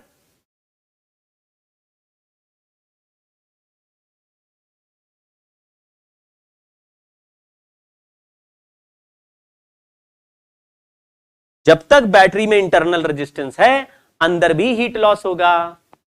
नालायक कहीं के सुमित, फोन पे कोई गेम नहीं खेलेगा। चलिए, ये एक अच्छा और may be moderately important result हो सकता है, फिर भी इसको याद रखना है। कैसे? मेरे पास एक बैटरी है, उसका एक इंटरनल रेजिस्टेंस है, बैटरी का ईएमएफ ये इंटरनल रेजिस्टेंस आर ये फिक्स्ड है। अच्छा ये बताओ, मैं एक बैटरी खरीद के आया, मुझे उसका इंटरनल रेजिस्टेंस नहीं चाहिए, तो बैटरी के अंदर हाथ डाल के इंटरनल रेजिस्टेंस तोड़ के फेंक नहीं सकते क्या? लल्लू हो तुम, नहीं फेंक सकते हो। क्यों? क्योंकि बैटरी के अंदर सोल्यूशन भरा है, उस सोल्यूशन के अंदर करंट फ्लो का जो रेजिस्टेंस है वो इंटरनल है भाई। उसके लिए तो पूरा सोल्यूशन हटाना पड़ेगा, तो बैटरी कहां से बनेगी? समझ गए? बैटरी का जो इलेक्ट्रोलाइटिक सोल्यूशन है उसी में रेजिस्टेंस छुपा रहता है, हम हटा नहीं सकते। तो ये resistance we can not decrease और change, this is fixed resistance, ये मिला है। अब हमने क्या सोचा कि इसके अक्रॉस एक रेजिस्टेंस आर बाहर लगा देंगे। आर जो है हम चेंज कर सकते हैं, ये बल्ब है, ये चेंज कर सकते हैं, ये वेरिएबल है। वेरिएबल मतलब we can change it. Capital R change कर सकते हैं, कैपिटल आर चेंज कर सकते हैं। अब आप देखो, करंट आई अगर हम निकालें तो E upon R plus R, ये हम कर चुके हैं क्योंकि ये रेजिस्टेंस एक्सटर्नल रेजिस्टेंस के साथ सीरीज में, total resistance R plus R. ऐसे में power in resistance capital R निकाला, यानी बाहर के सर्किट में जो पावर निकाला उसका आंसर आया I square R, which is E square upon R plus R का whole square into capital R. देखो ये यहां रख दिया है, पावर आ गया, ये पावर इन रेजिस्टेंस आर है। तो आपने देखा यार, पावर रेजिस्टेंस आर का जो आंसर आ रहा है उसमें आर न्यूमरेटर में भी है, डिनोमिनेटर में भी है, यानी आर का वैल्यू बढ़ाएंगे तो न्यूमरेटर भी बढ़ेगा, डिनोमिनेटर भी बढ़ेगा, तो पावर का वैल्यू बढ़ेगा। हमने इसका ग्राफ बनाया तो पावर कैपिटल आर के अलग अलग वैल्यू के साथ, जैसे मेरे पास एक बैटरी है, एक इंटरनल रेजिस्टेंस, मेरे पास एक बैटरी एक इंटरनल रेजिस्टेंस है, और मैंने एक एक्सटर्नल रेजिस्टेंस अलग से लगाया। सर ये कितने ओम का लगाया? मैंने इसको 1 ओम करा, फिर हटा दिया, फिर 2 ओम का लगाया तो वो अलग चमक रहा है, उसको हटा दिया, फिर 3 ओम का लगाया वो अलग चमक रहा है, हटा दिया, फिर 4 ओम का लगाया वो अलग चमक रहा है, फिर 5 ओम का लगाया वो अलग चमक रहा है। तो सब अलग अलग चमक रहे हैं, तो इन सब में सबसे ज्यादा कौन सा चमक रहा है, उसी को बोल रहे हैं मैक्सिमम पावर ट्रांसफर थ्योरम। मतलब हमें एक ऐसा कैपिटल आर रेजिस्टेंस सेलेक्ट करना है जो सबसे ज्यादा हीट जनरेट करे। अगर ये बल्ब है तो सबसे ज्यादा कितने रेजिस्टेंस का बल्ब चमकेगा। तो मैंने पावर इन कैपिटल आर का आर के साथ फंक्शन बनाया तो ऐसा बनने लगा, बीच में कहीं जाके मैक्सिमम आया और फिर डिक्रीज करके 0 की तरफ चला गया। बहुत बड़ा आर है तो डिनोमिनेटर बहुत बड़ा होगा, नंबर डिक्रीज हो जाएगा, और आर का वैल्यू 0 रखेंगे तो न्यूमरेटर 0 हो जाएगा, डिनोमिनेटर तो 0 होगा नहीं, न्यूमरेटर 0 हो जाएगा, पावर 0 हो जाएगा। तो इधर भी 0 है, उधर भी टेंडिंग टू 0 है, बीच में बड़ा है। ये वैल्यू जो है ये कैपिटल आर का वैल्यू स्मॉल आर के बराबर है। कैपिटल आर का वैल्यू स्मॉल आर कैसे आया? हमने डिफरेंशिएट कर दिया, डीपी बाई डी आर को 0 करा। आप इसका डिफरेंशिएट एक बार करना घर पे और ट्राई करना, आंसर आएगा capital R equal to small R. यानी कि ये जो वेरिएबल है अगर इसका value capital R small R के बराबर हो जाए, इंटरनल रेजिस्टेंस के बराबर हो जाए, तो फिर पावर मैक्सिमम हो जाएगी। Power in capital are is maximum. आप याद रखिए, मैंने ये नहीं कहा कि सर्किट में मैक्सिमम पावर बन रही है, मैंने ये कहा कैपिटल आर में मैक्सिमम पावर बन रही है। कैपिटल आर में ये वाला बल्ब सबसे ज्यादा तब चमकेगा जब इसका रेजिस्टेंस इंटरनल रेजिस्टेंस से मैच करेगा।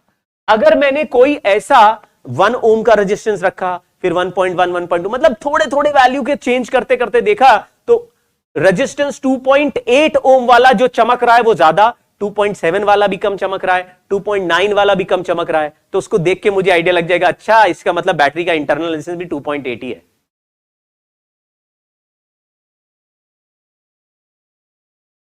कैपिटल आर और स्मॉल आर बराबर हो जाएं तो इसमें पावर मैक्सिमम है। कैपिटल आर का वैल्यू बहुत बढ़ाओगे तो करंट घट जाएगा, रेजिस्टेंस में पावर कम हो जाती है। कैपिटल आर का वैल्यू बहुत कम रखोगे तो भी रेजिस्टेंस घट जाता है। सॉरी, रेजिस्टेंस का वैल्यू बहुत कम रखेंगे तो भी पावर कम हो जाता है क्योंकि न्यूमरेटर छोटा हो जाता है।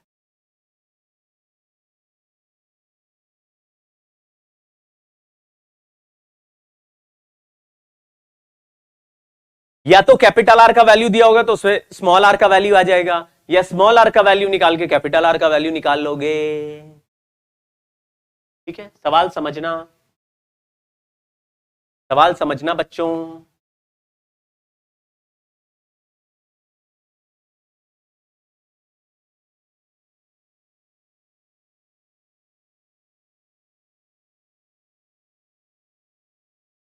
Find R to get maximum power in it.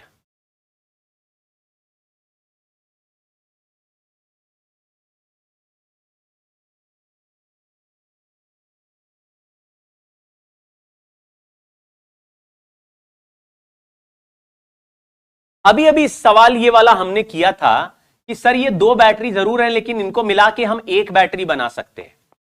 अगर हम एक बैटरी बना दे तो एक बैटरी ई की हो जाएगी, उनका मिला के एक रेजिस्टेंस भी बना सकते हैं। इस रेजिस्टेंस का वैल्यू पैरेलल में आ जाएगा R1 R2 upon R1 plus R2, और फिर उसके साथ हमने कैपिटल R का एक रेजिस्टेंस लगाया।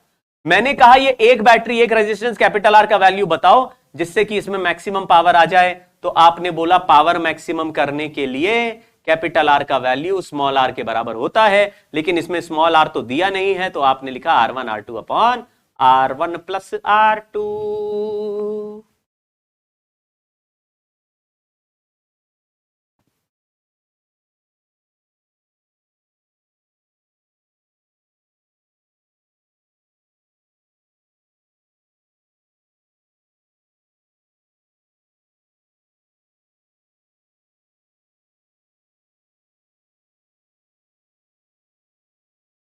एक सवाल और देखो,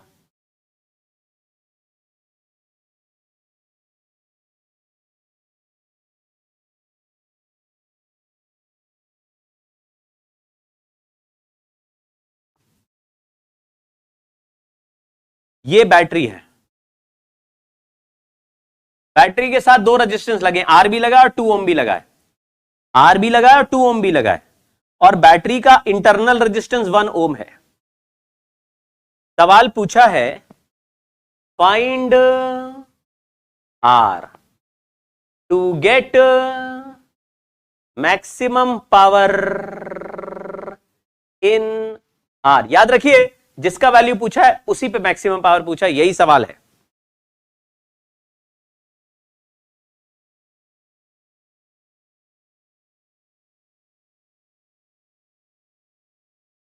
क्वेश्चन पूछा है find capital R so that we get maximum power in capital R. आप ऐसा सोचिए कि कैपिटल आर के अलावा कितना रेजिस्टेंस है। वैसे तो बैटरी 1 ओम इंटरनल रेजिस्टेंस की है, लेकिन कैपिटल आर के अलावा सर्किट में कितना रेजिस्टेंस है, तो आप कहेंगे कैपिटल आर के अलावा सर्किट में 3 ओम का रेजिस्टेंस है। वैसे तो बैटरी का इंटरनल रेजिस्टेंस 1 ओम है, लेकिन कैपिटल आर के अलावा कितना रेजिस्टेंस है। अगर आपको ऐसे सर्किट की तरह बनाना है, ये 2 ओम भी 1 ओम में ऐड हो जाएगा सीरीज में, तब कैपिटल आर के अलावा जो रेजिस्टेंस है बस वही आंसर आ जाएगा। तो आपको लिखना है R इक्वल टू 3 ओम। लेकिन सर ये रेजिस्टेंस के साथ तो 2 ओम तो सीरीज में लगा, इंटरनल तो है नहीं। अबे तो न्यूमेरिकल सॉल्व करने से क्या ये answer R equal to R इसलिए आया था कि ये इंटरनल था, या R इक्वल टू R इसलिए आया था क्योंकि R के साथ R ही ऐड हो रखा है। तो दिमाग लगाओ भाई, यहां पे अगर मैं टोटल रेजिस्टेंस पूछूंगा इस सर्किट में तो R प्लस 3 ओम आएगा, यानी स्मॉल r की जगह 3 आएगा। असली इंटरनल रेजिस्टेंस नहीं रीड कर रहा, वो बोल रहा कैपिटल R के अलावा जो नंबर दिख रहा है बस वही लिख दो।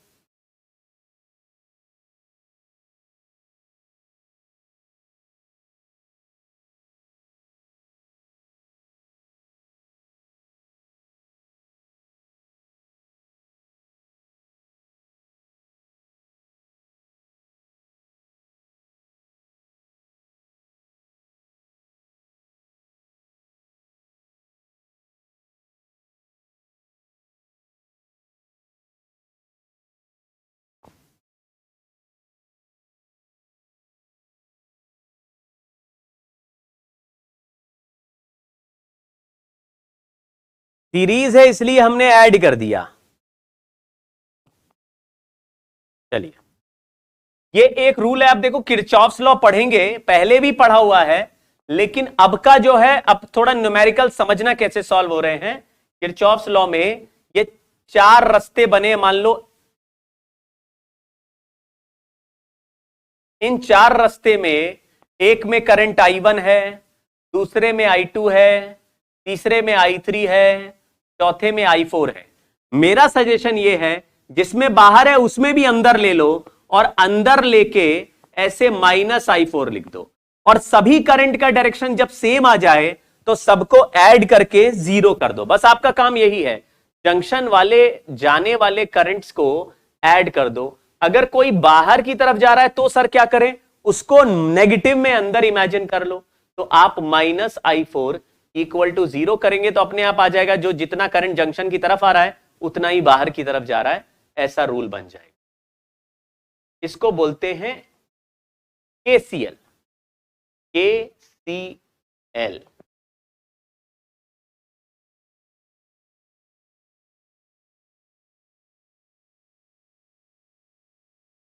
अरे यार तुम लोग अब फिर से गंदी बात करने लगे यार, तुम लोगों को लॉजिक बिल्कुल ही नहीं पकड़ना है क्या? 1+2 ये सीरीज है। चलो मैं पूछता हूं आपसे कि इस सर्किट में करंट कितना होगा। आपने बोला सर्किट में current E upon total series resistance है।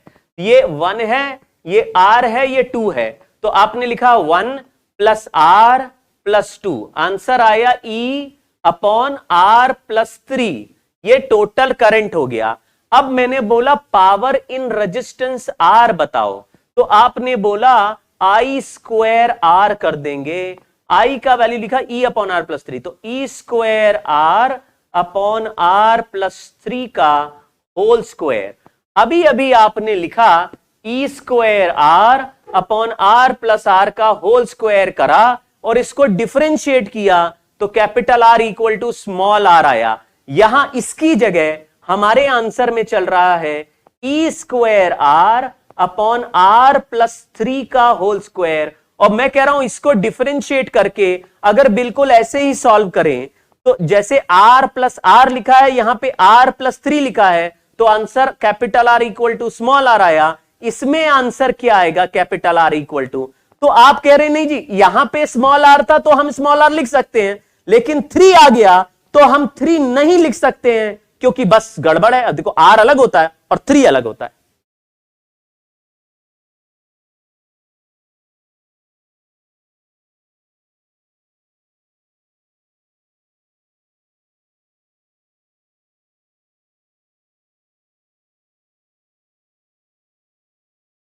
चलिए किरचॉफ्स लॉ लिख दिया। केसीएल बड़ा आसान होता है, चारों करंट का अभी केसीएल यूज करेंगे, है ना। केसीएल यूज करने वाले सवाल भी कराऊंगा आपको भरपूर, 3-4 सवाल होते हैं, धुआंधार आंसर आता है। चलिए इसको लिख लिया, आगे बढ़ते हैं। बहुत सिंपल है इसलिए ज्यादा नहीं दिमाग लगाना है। क्या लिखा, लूप लॉ या वोल्टेज लॉ, इसको बोलते हैं KVL, Kirchhoff's voltage law, KVL. ठीक है, वोल्टेज लॉ में हम लोग एक लूप में चलते हैं और पोटेंशियल डिफरेंस का सम 0 करते हैं। ये भी हम करेंगे नहीं लेकिन हम करते हैं, ऐसा स्कूल में सिखाया जाता है। तो जो सिखाया जाता है कई बच्चों ने सीखा हुआ है, उसी से सॉल्व करते हैं, तो वो मैं रिपीट कर दे रहा हूं। आपको कभी भी बैटरी ऐसे क्रॉस करनी हो, ये बैटरी E की है तो आप डेल्टा V का वैल्यू -E लिखिएगा। आपको अगर बैटरी ऐसे क्रॉस करनी हो तो डेल्टा V का वैल्यू +E लिखिएगा। ये प्लस मतलब E की बैटरी है। हमको कैसे पता चला सर किधर से किधर जाने पे माइनस? देखो तुम हायर पोटेंशियल प्लेट से लोअर पोटेंशियल प्लेट पे जंप करोगे तो वोल्टेज घट जाएगा, घटते को माइनस में लिखना है, जो डिक्रीज हो गया वो माइनस। और यहां पे लोअर से हायर प्लेट पे जा रहे हो तो डेल्टा V का वैल्यू +E लिखना है, ऐसे सोचना है। सिमिलरली ये साइन कन्वेंशन, यहां पे रेजिस्टेंस R है, करंट I है, अगर करंट के डायरेक्शन में चले तो डेल्टा V का वैल्यू -IR लिखना है। अगर रेजिस्टेंस R है और करंट I है लेकिन हम चल रहे हैं सर्किट में opposite to the direction of flow of current, तो डेल्टा V का वैल्यू +IR लिखना है। सर ये कैसे समझाइए जरा, यहां पे करंट चल रहा है राइट में, तो इसका ये लेफ्ट वाला पॉइंट हायर पोटेंशियल है और राइट वाला पॉइंट लोअर है, तभी करंट इधर चलेगा हायर से लोअर। तो करंट हायर से लोअर चल रहा है और हम भी हायर से लोअर चल रहे हैं। अगर हम हायर से लोअर चलते हैं, हायर से लोअर, तो वोल्टेज घटता है, लेकिन यहां पे पोटेंशियल डिफरेंस है कितना? अगर करंट आई जाता है रेजिस्टेंस R में तो वोल्टेज पोटेंशियल डिफरेंस आता IR, तो यहां पे IR माइनस हो जाएगा। यानी अगर मैं आपको ऐसे बोलूं कि इस पॉइंट का पोटेंशियल X है, और इस जगह करंट आई चल रहा है रेजिस्टेंस आर में, तो इस पॉइंट का पोटेंशियल बताओ। तो आप बोलेंगे एक्स में से आई आर कम कर दो। कुछ समझे क्या? इस पॉइंट का पोटेंशियल एक्स है, पोटेंशियल डिफरेंस नहीं, पोटेंशियल का वैल्यू। जैसे ये 5 वोल्ट का पॉइंट है और यहां से यहां तक 3 वोल्ट का पोटेंशियल ड्रॉप हो रहा है, तो ये 5 वोल्ट है तो ये 2 वोल्ट का पॉइंट होगा, 3 वोल्ट कम कर दो।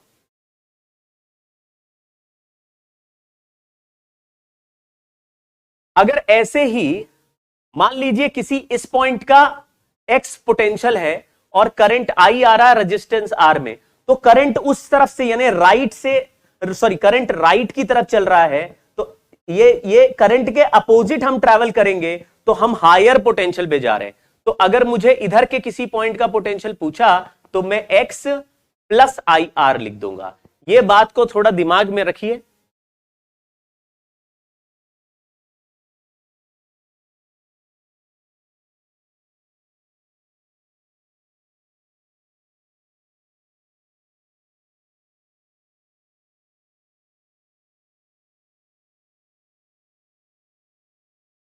So the potential value, potential difference is IR. अब either it will increase or decrease based on the direction in which you are moving. You will find the voltage is increasing or decreasing. चलिए, ये बड़ा logical है, लेकिन अब इसमें loop law क्या होता है? लूप लॉ ऐसे होता है, जैसे मान लीजिए हम ऐसे घूम के जाएं और पूरे लूप में घूमें, जैसे बी से यहां पहुंचे, फिर ए पर पहुंचे, फिर सी पे आए, फिर बीच में पहुंचे, फिर ऐसे पूरे रास्ते घूमते हुए वापस बी पर पहुंचे, अगर मान लो क्लॉकवाइज, और सभी का सम 0 कर देना मुझे। अब देखना ध्यान से, बी से आगे चले चले लोअर से हायर, तो ये लोअर से हायर मतलब प्लस E1, फिर आगे गए और यहां पे करंट मान लेता हूं मैं, मान लो इसमें करंट मैंने I1 मान लिया, इस रास्ते पे करंट I2 मान लिया, ये I2 आया, यहां से I1 आया, ऐसे मिलके यहां चला गया I1 प्लस I2, मान लो ऐसे बना रहे हैं, ठीक है, ज्यादा सीरियसली नहीं लेना है बस, क्योंकि हम ये मेथड यूज ही नहीं करेंगे कभी, लेकिन इसको देख लो एक बार। मान लो इस रास्ते में I1 करंट आ रहा है, बैटरी से करंट चेंज नहीं होता, एक रास्ते में एक ही करंट रहता है, मतलब अगर यहां I1 है तो यहां भी I1 होगा, यहां भी I1 होगा, यहां भी I1 होगा, और डायरेक्शन भी चेंज नहीं होगा।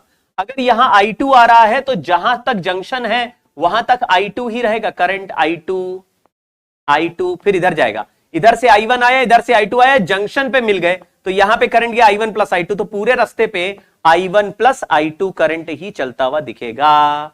चलो अब इस रास्ते से सॉल्व करते हैं, बी से इस बीच वाले पॉइंट पे आए तो प्लस E1, अभी करंट के डायरेक्शन में चल रहे हैं तो माइनस I1 R1, ये देखो हम चल रहे हैं लेफ्ट में, करंट भी चल रहा है लेफ्ट में, माइनस I1 यहां से आगे, यहां कुछ रेजिस्टेंस नहीं, कुछ भी चेंज नहीं आया, फिर इधर जा रहे हैं, इधर गए तो बैटरी का उल्टा जो ड्रॉप किया तो माइनस E2 हो गया, ड्रॉप उल्टा हो गया, देखो हायर से लोअर, फिर करंट के अपोजिट जा रहे हैं तो plus I2 R2 equal to 0।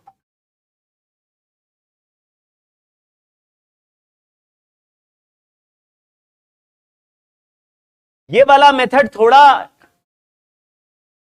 बड़ा होता है लेकिन आना चाहिए, आना चाहिए, बड़ा होता है, हम इससे शॉर्टकट मेथड बताएंगे आपको, लेकिन आना चाहिए, सब मेथड आने चाहिए, क्या इसमें क्या रोना है, सीखने ही तो आए हैं।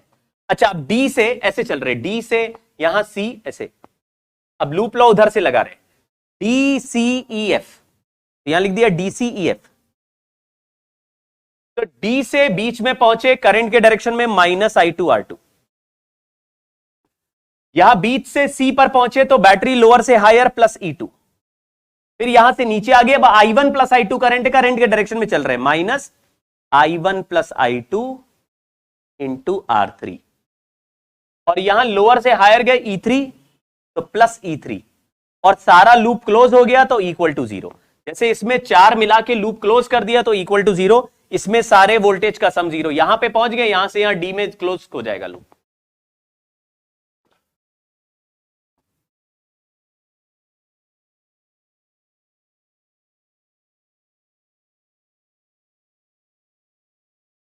ये मैंने ऐसे बताया कि यहां पे अगर वोल्टेज का वैल्यू x है, पोटेंशियल का